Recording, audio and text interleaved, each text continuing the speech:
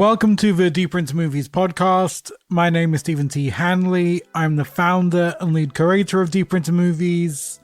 We are a pop-up cinema based in London and New York. Today on the podcast, I'm joined by actor, writer, director, novelist, Ethan Hawke. You guys know Ethan Hawke. Training Day, the Before trilogy, Reality Bites. Man, that movie was awesome. And he is here to discuss his new movie. That's my dog, if you can hear his weird sounds. He is here to discuss his new movie, Wildcat, starring his daughter and amazing actress Maya Hawke, based on the life of Southern Gothic novelist Flannery O'Connor. It was great to talk to Ethan. I've admired his work since I was a kid and I saw Dead Poets Society. And we get into it. We talk about the craft of acting, picking roles, sustaining a career, and all that good stuff. Here is me and Ethan Hawke.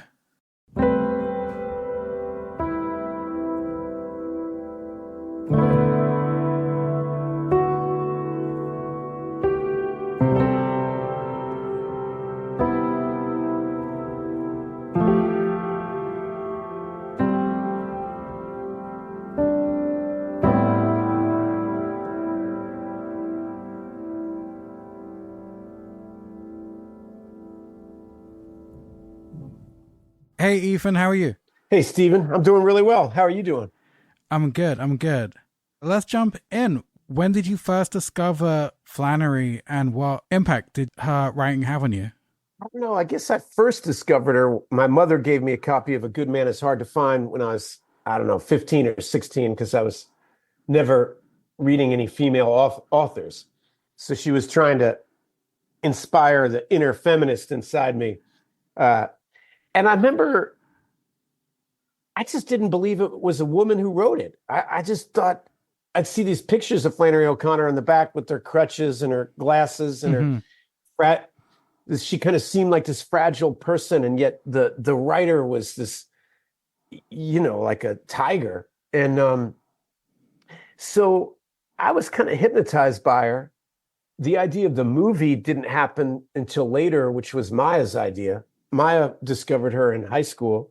She had a great English teacher who assigned Flannery. And then Maya found the prayer journal, which had just come out. I guess she was sophomore, junior in high school. Mm-hmm. And then she got obsessed with it. And when Stranger Things started blowing up, she reached out and got the rights to try to make a movie about Flannery and approached me with the job. So that's kind of how the whole thing happened. See, I had a similar thing. I think it was around 16 when I first started discovering like transgressive authors and you start doing your links. I think it was when I knew Harmony Korine was a fan and always cited her as an influence. But when you first start reading things like A Good Man is Hard to Find, or I'd obviously been obsessed with Catcher in the Rye. And then when I read the short story collection and there was A Perfect Day for Banana Fish, that was the time when I was like, fuck, this can be a story? Just a horrible story of a suicide? Or similar to like A Good Man is Hard to Find, that this can just be a gruesome, senseless, bloody murder, the end. That was really exciting when I think that art could just be like that. I know, I felt that way. That story ends with one of my favorite lines, which is like, she'd be a good woman if she had somebody to shoot her every day of her life. And I just thought, all right, who is this writer? Are you allowed to do that? Yeah, that's such an exciting discovery when you find like, I don't know, a Jarmusch movie and you're like, a movie can be about nothing, just conversations and such. And the same obviously when I saw like Slacker and things like that, that's such an exciting moment when everything is new and exciting and you don't have any point of reference for things. That was a great era. Down by Law, Slacker, Reservoir Dogs. That was when movies were starting to change in my psyche. Yeah, I think I was around late teens, early 20s in that era. That was so exciting. And when you kind of you'd see like how Hartley would shoot a video for Yoli Tango and things like that, or Jarmusch would have Tom Waits, and you're like, yeah. all these people are friends in New York. This is so, I want to move there. Everyone, it seems like everyone's just hanging out and working together and bringing each other up and things like that. It's I know beautiful. it felt like the window opened into a really cool community. Yeah, it's the best. Oh, we had Linklater on our podcast previously. He was saying very nice things about you. That guy's such a uniquely charming, charismatic guy. It's incredible. Yeah, he's really a great one. We're publishing a small book on video store logos from across America that this guy Andy has collected from around the years, and I was like, this is kind of very Slacker era. Let me hit up Richard and pitch him if he wants to write the introduction. And he wrote me back this big long email saying that he was more a cinema guy than the video store guy. He'd go and seek out more retrospective cinema than he would sit at home and watch the video. And I was like, even this rejection letter is so charming. This rejection letter could be the introduction. It's so, yeah, truly unique and impressive. I could have printed that as just the intro of like the non-intro. That would be a funny thing to do. It was so, I was like, this is the most charming rejection I've ever had. It's so entertaining. I know, I once I hope he doesn't mind me saying this. I was trying to direct a movie once and I offered it to Al Pacino and he sent me a rejection letter that was so beautiful it should be published. I mean, what he had to say about the script and what he loved about it and what he thought it should be. And he didn't think he was right for it. But the email was 2 pages long. I just read it over and over again. I felt like I got to work with him just by listening to how his brain worked and how he processed the material. It's better than making the movie. That was amazing. Did you make the movie? No, never did. Okay. So whilst on the topic of books, who were your people who inspired you to become a writer? I remember reading Heart Estate when I was 18, had just been dumped for the first time. Perfect. You got me through it, man. It was funny when you read things like that again when you're discovering things like, I'm not the first person to go through this kind of shit. I know it. Oh, one of my favorite lines about heartbreak is, I think it's an Orson Welles quote that heartbreak's like being seasick. You're standing over the ledge puking and everyone else thinks it's funny. That's amazing. But yeah, who inspired you? Who are your people who you are? I wish I could be more interesting about that. My inspirations are all the same usual suspects. Like you said, I had my world rocked as a 15, 16-year-old by Catching the Rye, Franny and Zooey, 9 Stories. They changed my life. And then you hit On the Road at like 18, Dharma Bums. I mean, those books were essential. It's the way sometimes I hear the generation behind me talking about hearing the Beatles or something, where it's like somebody hammers a chisel into ice and everything cracks and floats away. Those books opened my brain to a different way of thinking and a different life. And I started discovering all of other literature through them. I wish I could be more original. I know it's pathetic. But, no, there's a funny thing that it's almost like when people ask your favorite movies and you kind of feel stupid saying Goodfellas, but Goodfellas is so fucking good and you can watch it whenever you want. That, obviously I have more niche and interesting tastes, but I know sometimes they're classics for a reason. It's me too, because you can mention obscure books and things like that are wonderful and that I do love. But there's a little part of me that feels like I'm lying when you don't say Goodfellas, when you don't say Raging Bull, when you don't say Godfather. Yeah. Do the right thing. It's like you're kind of lying. You're just trying to be cool by saying something that somebody might not have seen. But I had a great childhood in that I was discovering movies and books and rock and roll all at the same time. Maybe a lot of young people do. But I remember everything was speaking to everything else, Yes, exactly. Reading on the road and listening to jazz and,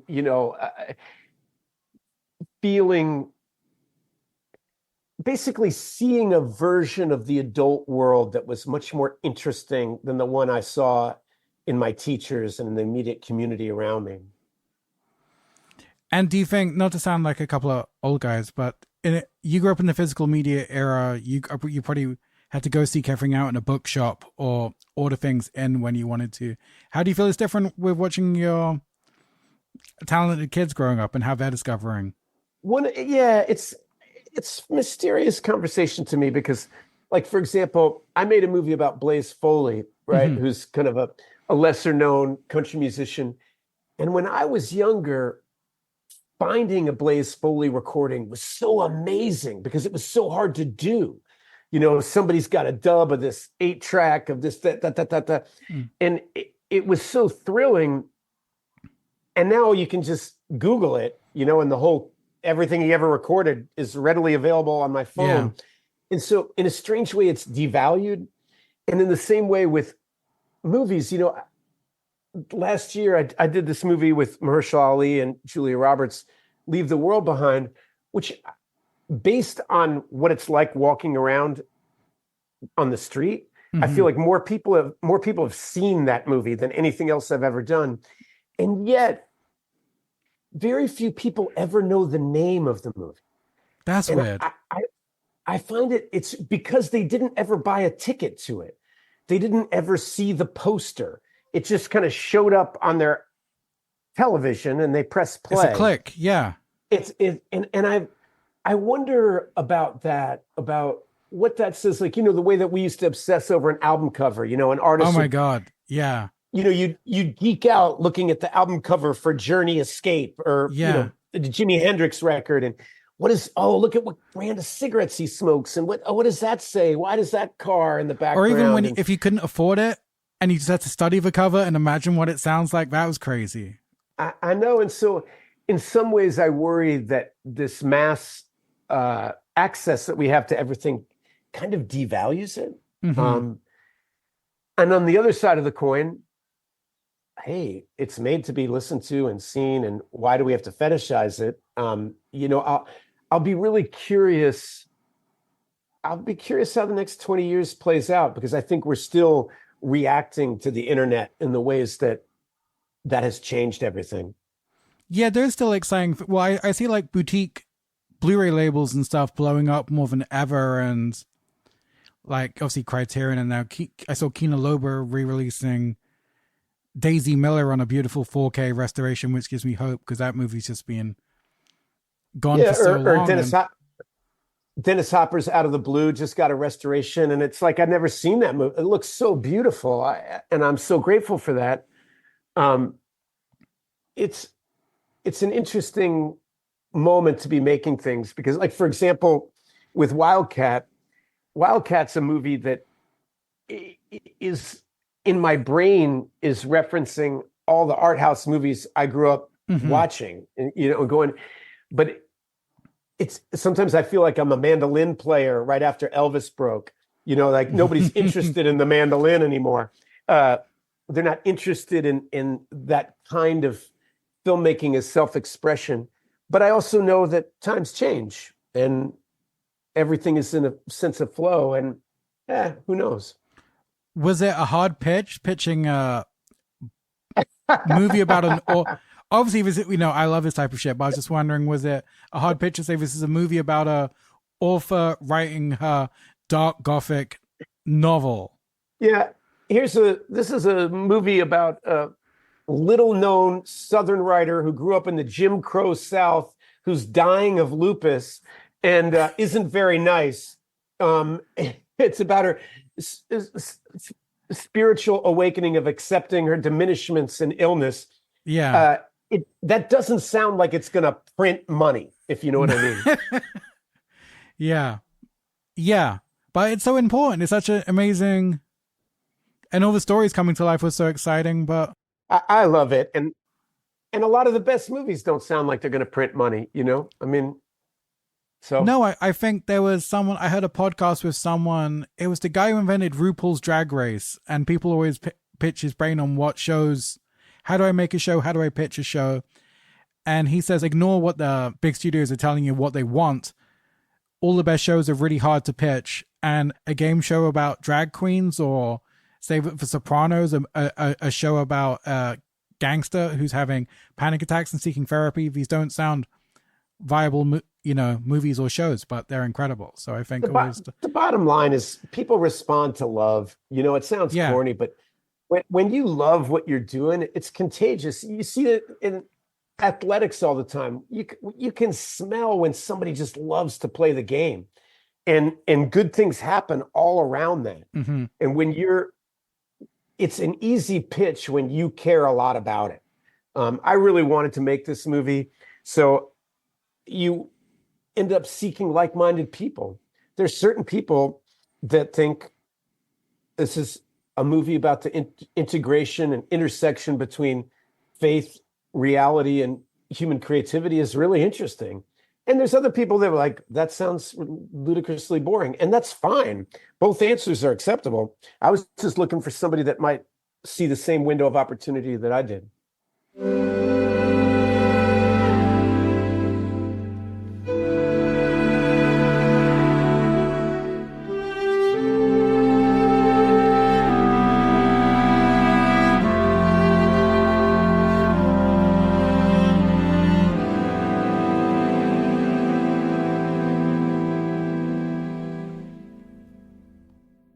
This episode is brought to you by our friends at Mubi. Mubi is a curated streaming platform bringing you the best in cinema. I've been a Mubi subscriber for years, and I'm going to go through the UK platform and give you 3 recommendations. Okay, let's go. Okay, The Beach Bum by Harmony Korine from 2019. I liked this when I first saw it.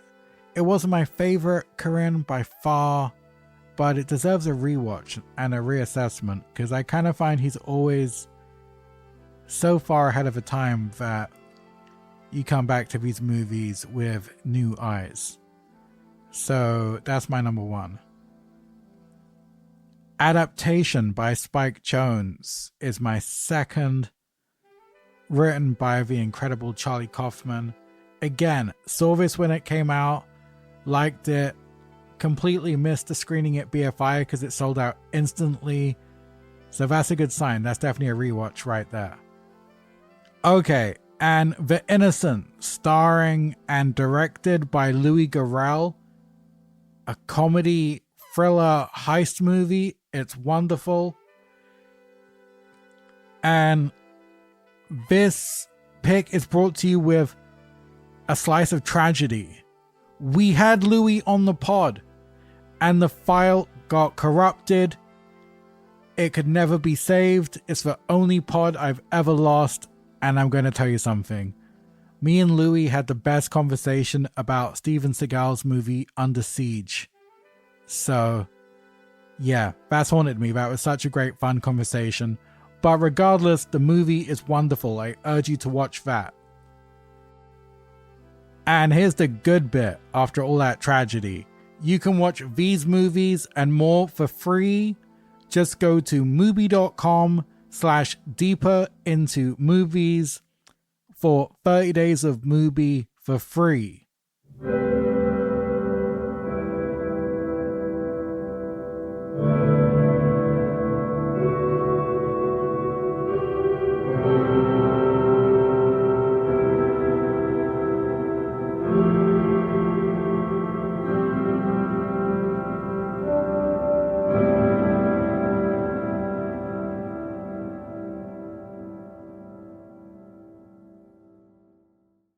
And how did you go about piecing together the autobiographical elements and then merging in the sections of the stories? Because that was blended so well. I was wondering how you began piecing together all that. Well, if you want to make a movie about Flannery, really, she was diagnosed with lupus, which in 1954 was basically a death sentence. When she's 24 years old, and she didn't leave the house much. She didn't have much of a social life. Really, she primarily wrote and fed her chickens. So if you're going to make a movie about her, there's not a lot of intrinsic drama, so to speak of, but it provides a great opportunity to talk about what is imagination. because when you read her stories, it's like she brought the world to her. Hmm. How she did it seems nothing short of a miracle to me. Uh, the depth of insight she has into all walks of life, um, I found really thrilling. And so I wanted to make a movie about that, about is is imagination real? Is what happens inside our hearts and minds real? Does it impact our daily life? And um, and she was a great launching pad for that kind of conversation with the audience. How long were you researching before you started writing? I don't know.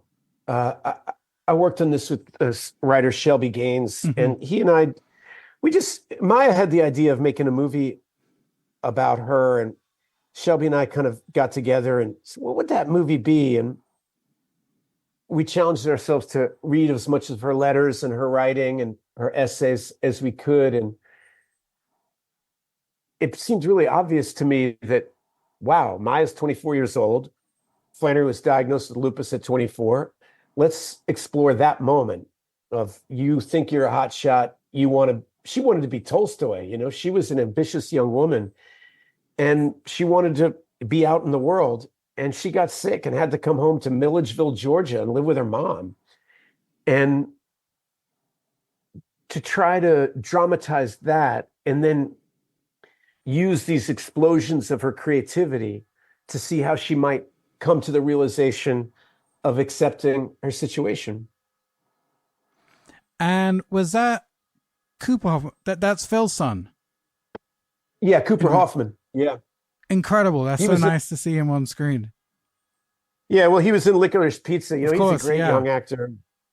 He's terrific and uh he and Maya know each other and they did great work together. That's so nice seeing almost like the second generation coming through on this Mhm. movie. That was the story. That's the I'm blanking on the name. The Bible salesman story. That's one of my favorites. Yeah, Good Country People. Yes, incredible. And Liam Neeson, what a great appearance! So authentic. Well, I know he's a religious man, but that was such a It's a heavy performance. It's wonderful. Yeah, the whole movie kind of pivots around that scene. And I knew everything in the movie is leading up to that scene and then vibrates off of it towards the end. And so I knew I needed a heavyweight. And Yeah. I know and Liam's just such a wonderful actor. I love watching him act. And what was your biggest challenge of the movie? What was your hardest scene to nail, either on pen or on the screen? Oh, the hardest thing is kind of the thesis statement of the movie has to do with that imagination is reality. I mean, that's the math equation. And so Maya and Laura Linney are playing multiple characters, and where we make these explosions into Flannery's imagination, and we're exploring her relationship with her mother through her prose. Uh, and that's a big jump. That's a heavy lift for a lot of audience members about we're obsessed with naturalism now, and Mm-hmm. is it believable? Is it real? And I was doing something else, and figuring out how to thread that needle so an audience could go with me is extremely challenging. What movies were you referencing? Did you screen anything or have anything in your do any homework before you started shooting of what you wanted to look at? At this point in my life, I've been spending so much time watching movies that I really feel like if it's not in me already, meaning, yes, there's a couple I really liked. Angel at My Table is a movie we screened for Mm-hmm. everybody. Badlands, uh, Badlands uses voiceover so well. Days of Heaven uses voiceover so well. And I knew there's something kind of literary.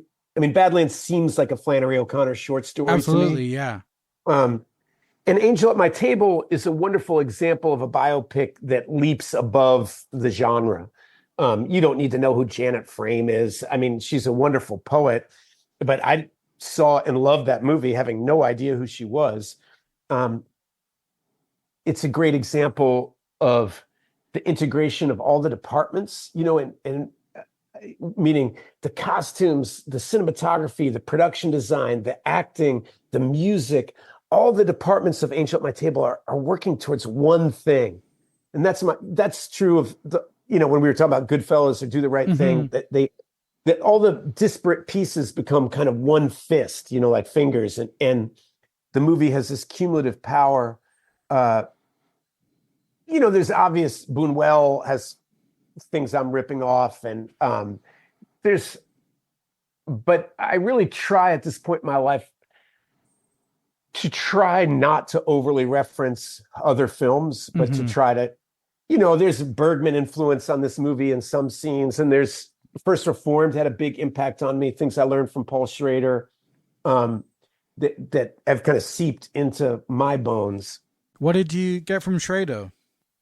Mostly the confidence to not entertain. Um, there's a compulsion right now to kind of tap dance and make sure the audience is entertained every second.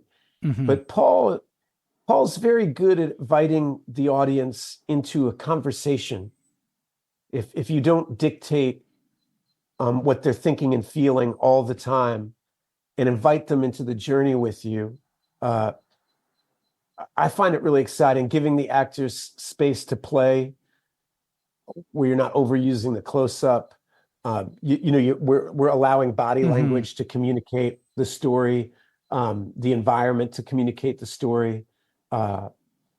There's a discipline to his work that I really admire.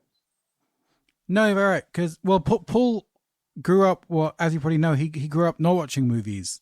He didn't have that kind of magical childhood years of discovering like E.T.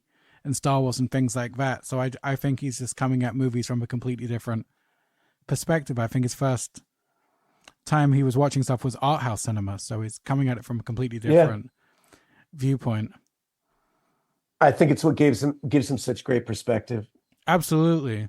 We put together a mini season of Schrader's work here in London when Master Gardener came out, and we accidentally programmed Hardcore on Father's Day, and we text Paul and he thought that was just fantastic. He was like perfect timing, but obviously such a strange day. And we bumped into Robert Eggers as well, who was stopping by for Off License on the way on Father's Day, just before the movie. Wow. It was so fun. But obviously we screened First Reformed and Alex Ross Perry's fantastic documentary when he was hanging out on set. Yeah, that was a great experience for me.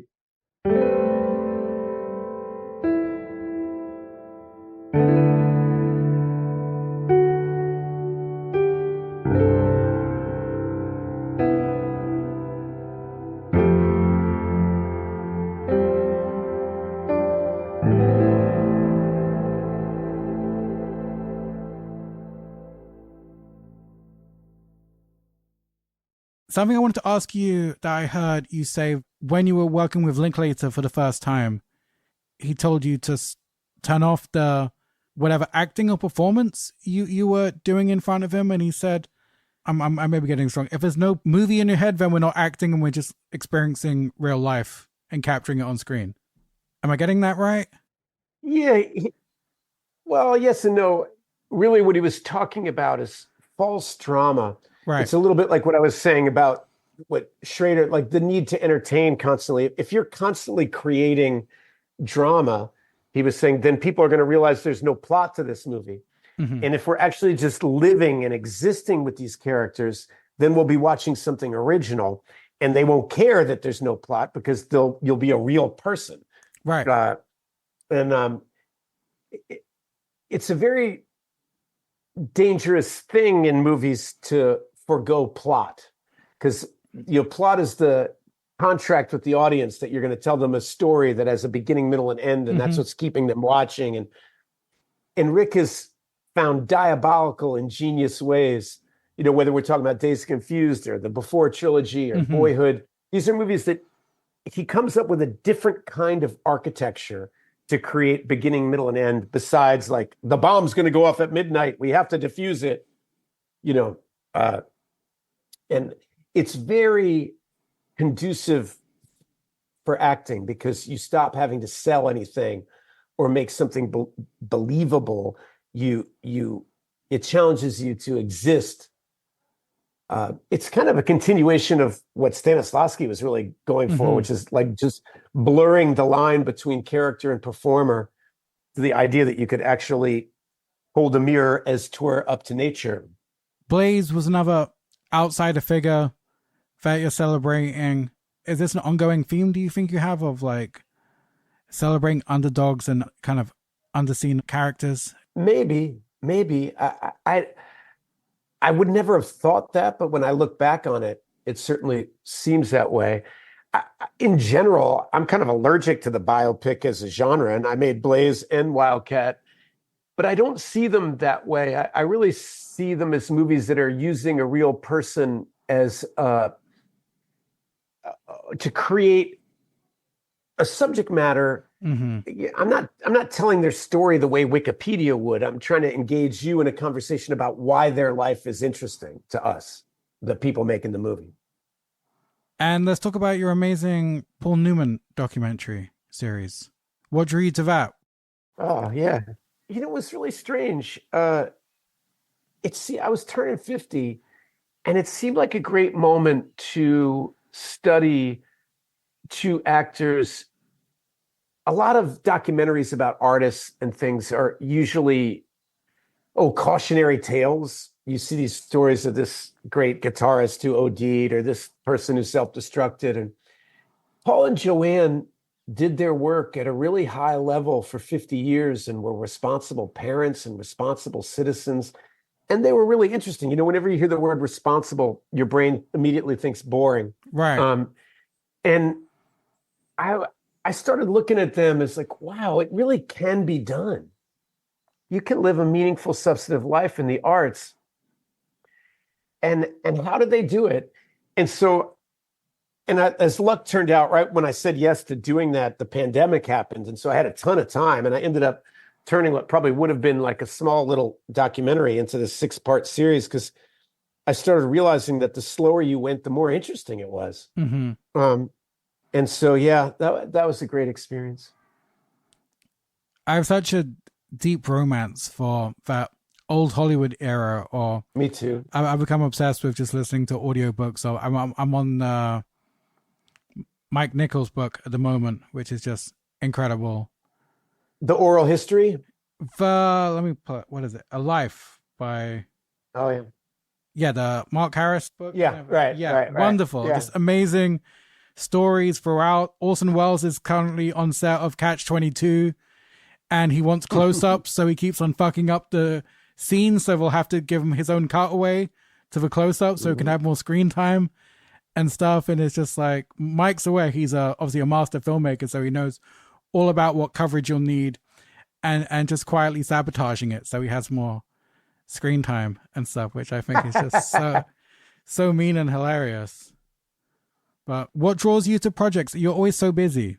Is there like a rule for the projects that you go for, or do you want to do less as you get older? It's really been intuition my whole life. You just kind of have a feeling inside yourself whether something is value added for your own life. I've found that if I do things that I think are good for my development in the long run, they work out. I mean, meaning even if one movie works or doesn't work, or this project works or not, as long as I'm staying curious, staying interested, and I'm still, just maintaining the attitude of a student, the attitude of an amateur, just figuring out how to stay curious and stay nimble. That's really what I do. Robert Eggers calls you up. Well, that sounds awesome. Let's do that. And, or sometimes I'll have an idea about something I want to write, and I realize, it's time to do this again. Let's follow this. My primary relationship is to acting. I love acting. I love acting in all kinds of genres of movies. I like film directors. I like listening to them and how different ones work in different ways. And there's so many different ways to make a good movie. Uh, there isn't one right way to do it. And, I've started to kind of believe that one lifetime is not enough to excel at this profession. And one of the ways that I keep my love of acting alive is doing other things. How critical are you of your own performances at this stage? When Hmm. do you watch your own work? Are you tough on yourself? I don't know. Sometimes I should probably be a lot tougher. Is you know, One of the things about a long career is you can't do your best all the time. You can try to do Right. your best. People often don't know, like when you're making a movie, it's not the best you can do. It's the best you can do given that Wednesday that they had a 5 a.m. call and it was raining and the shot was supposed to happen indoors and you prepped it this way. There's certain performances that I'm really proud of. But usually that has to do with the collaborators or the subject matter or knowing what challenges we overcame. Um, on one level, you could say, like, I'm really proud of Training Day. On another level, it'd be hard to screw that up. I mean, Denzel was so brilliant in that part. And Antoine had such a great hit on that movie. I just had to get out of the way and make sure I didn't screw it up. But there's other The Good Lord Bird is this series that I did for Showtime, and that was such a heavy lift. John Brown is such a important American subject matter, and James McBride is a genius. I really wanted to come through for him, and that character was kind of used the whole toolkit of everything that I've been working on, and I love doing that. Working with Paul Schrader, totally different internal, what he would call a recessive performance, and that's Mhm. challenging in a different way. And then there's some jobs that didn't work out so great, and maybe it was me. Maybe I should have been harder on myself. Maybe um, I'm excited I'm going to work with Linkletter again soon, and that always turns me on. Amazing. This isn't the new time lapse project, is it? Or is this another? No, we've got a couple different projects we're working on. We're going to see which one goes first. Oh, amazing. And finally, how was it working with that wonderful maniac, Abel Ferrara? I love him. I do too. He did the whole podcast standing up. I've never seen anything like it. What the hell, man? Yeah. Exactly. You know what? And he called me a cool cat, which is the greatest compliment I've That ever is a been compliment. given from a. Yeah. We started this conversation talking a little bit about Kerouac and the beats, and that's how I feel about Abel. Abel's beat, whatever that word means. Yes. I'm never sure how to define that word, but I know it when I meet somebody. He's beat, and I love him for that. And you could put him in a prison cell and he'd make a movie, and I like his mind. I like him. Yeah, I think he's one of those guys, completely different energy, but similar to Linklater, but uniquely themselves. Yep. And just doing their own thing and maintaining a fascinating career with zero fucks for so many years. Just, he's had, big hits, slow hits, but it's always interesting. Always interesting. Always pushing forward. Yeah. Okay, that's a good way to wrap up. Thank you so much for taking the time to talk. Thank you, man. Such a fan of your work for so long. This was a joy. Appreciate it. Thank you, buddy.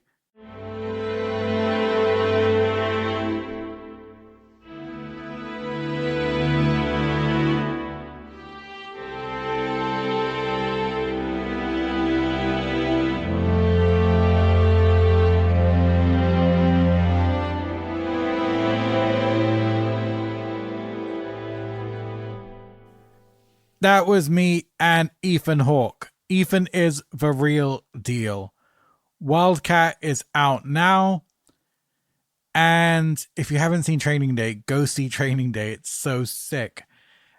And thank you to Joshua Eustace, aka Telefon Tel Aviv, for my wonderful music. Thanks to everyone for listening.